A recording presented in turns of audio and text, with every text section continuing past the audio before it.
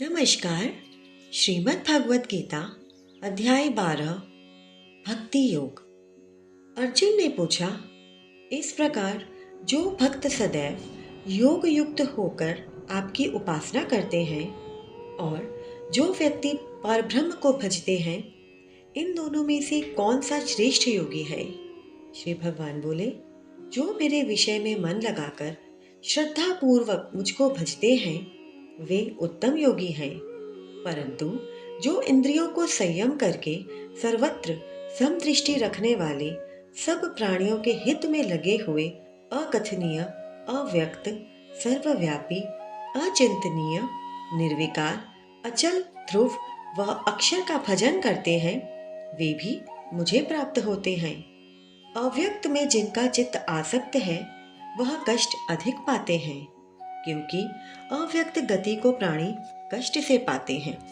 हे पार्थ, जो प्राणी अपने सब कर्मों को अर्पण करके मेरी शरण में आकर अनन्य भक्ति से मेरा ध्यान करते हैं और पूजते हैं, उन शरण में आए हुए भक्तों का मैं थोड़े समय में ही मृत्यु युक्त संसार से उद्धार कर देता हूँ।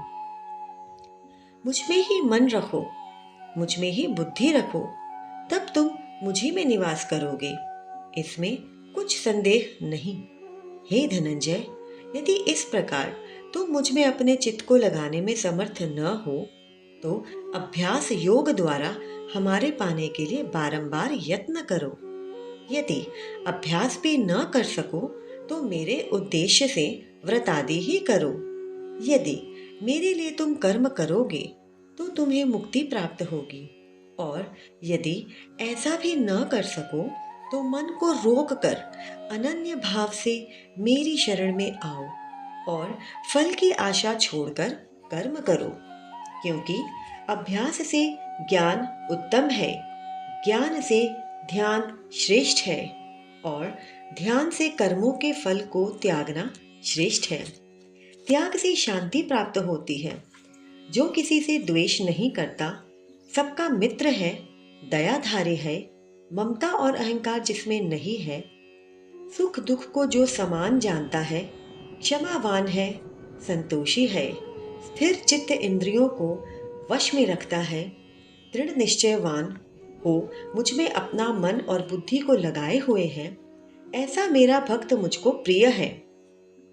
जिसे न लोगों का भय है, न लोगों से जो डरता है, और जो हर्ष, ईर्ष्या, दुष्टों से भय और विषाद से रहित है, वह मेरा प्रिय है। जो कुछ मिले उसी में संतुष्ट, पवित्र, निष्पक्ष, निष्पाप, दुख रहित, फल की आशा त्याग कर कर्म करने वाला, ऐसा जो मेरा भक्त है वह मुझे प्रिय है।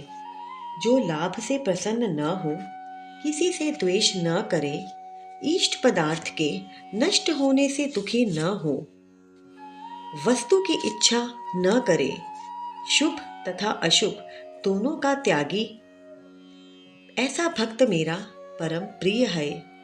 जिसको शत्रु और मित्र मान, और अपनी सर्दी और गर्मी, सुख दुख समान है, जो वासना से रहित है, जो निंदा और स्तुति को समान जानता है, जितना जो मिले उसी में संतोषी, जो यह नहीं समझता कि यह मेरा घर है, जो महिमान है, वह मेरा प्यारा है। पर जो मुझ में श्रद्धा करके और मुझे मानकर इस अमृत के समान कल्याणकारक धर्म का आचरण से उपदेशानुसार करते हैं, वे मुझको अत्यंत प्रिय हैं। 12वें अध्याय का महत्व। श्री भगवान बोले, हे लक्ष्मी, अब 12वें अध्याय का महत्व सुन। दक्षिण देश में सुखानंद नाम का राजा रहता था। उसके राज्य में एक मंदिर में एक ब्राह्मण भगवान नारायण जी की सेवा करता था। एक दिन भगवान जी प्रसन्न हुए। श्री नारायण जी गरुड़ पर सवार होकर आए और कहा, तेरी क्या कामना है? हे ब्राह्मण, गीता के 12वें अध्याय का पाठ करो, तब तेरा उद्धार होगा। तब उस विप्र ने भगवान की स्तुति की।